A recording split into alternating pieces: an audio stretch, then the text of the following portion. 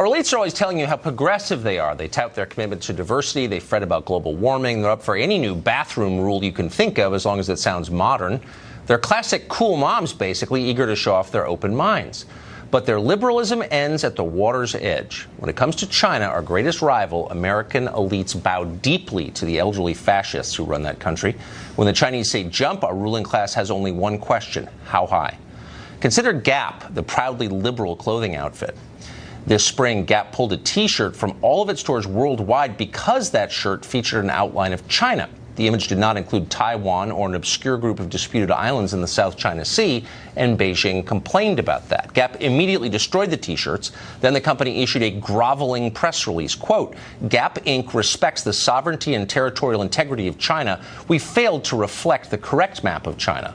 In other words, I'm sorry for being naughty, most honorable sir. Gap promised it would never happen again. That's just one of many examples. In January, Marriott apologized for listing Tibet, Taiwan, and Hong Kong and Macau as separate countries on an email questionnaire. Then Marriott fired an employee who liked to tweet about it. Marriott's obsequious apology to China's dictator says it all. Quote, some associates did not understand or take seriously enough the sovereignty and territorial integrity of China. Clearly written by the Chinese. Offending China is now a fireable offense in this country. American Express, Citibank, Goldman Sachs, they all agree. Those companies have all changed online content to eliminate suggestions that Taiwan and China are separate countries, even though, of course, they are separate countries. The Chinese insist American companies lie about that, and so they do. Hollywood's been doing it for years. The movie studios have been obedient to China's rulers probably for more than a decade. Ask Richard Gere. The actor, he says now he has trouble getting work because his views on Tibet offend Chinese officials. In 2016, the movie Doctor Strange, producers cast a white woman in the role of a Tibetan character. Why'd they do that? Doesn't sound like the diversity doctrine at work. It's not, but they did it anyway. Why? Well, the screenwriter explained that casting an ethnic Tibetan would make China mad, so they couldn't. In 2012, a remake of Red Dawn changed the bad guy from China to North Korea. Why? You know, because they didn't want to offend Beijing. How eager are American elites to do the bidding of their Chinese masters? Ask yourself this.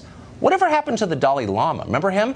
He used to be a hero to Americans, especially American liberals. They loved him. You almost never hear his name anymore. It turns out the Chinese government doesn't like him for his human rights activism. So under pressure from the Chinese government, his appearances by the Dalai Lama have been canceled around the world, including, shamefully, in this country. The Dalai Lama may be a great moral leader, but China pays the bills. Frank Wolf is a rare former member of Congress who has been sounding the alarm on China for a very long time, and he joins us now. Congressman, I'm grateful to have you. You really are one of the very few former members of Congress who is pointing out the human rights abuses in China and is willing to say what is true, which is they're bullying us. Why is that? Why aren't more saying it? Well, I don't know, Tucker, but you're right. I mean, 142 Tibetan monks and nuns poured kerosene on their bodies, set themselves aflame. There are Uyghur Muslim children, thousands being taken away to detention camps. Catholic bishops right now? Right now. Muslims are being rounded up in China. Thousands. Many thousands in detention camps, almost like Stalinist camps. And Catholic bishops missing, two Catholic. Chris Smith took Holy Communion from Bishop Sue. He's never been seen again. Protestant pastors are being arrested. I mean, it is as bad today as it's ever been since Mao. And you're exactly right. I mean, Richard Gere will never make another movie. AMC has been sold to the Chinese. Other studios have been sold, and they censor you, and then they censor you. They say, if you run that, Richard Gere will never be in a major movie. So without naming names, because this is a very small city, and you've been here for a long time, but looking out across the city, you know a lot of lobbyists, a lot of them served in Congress.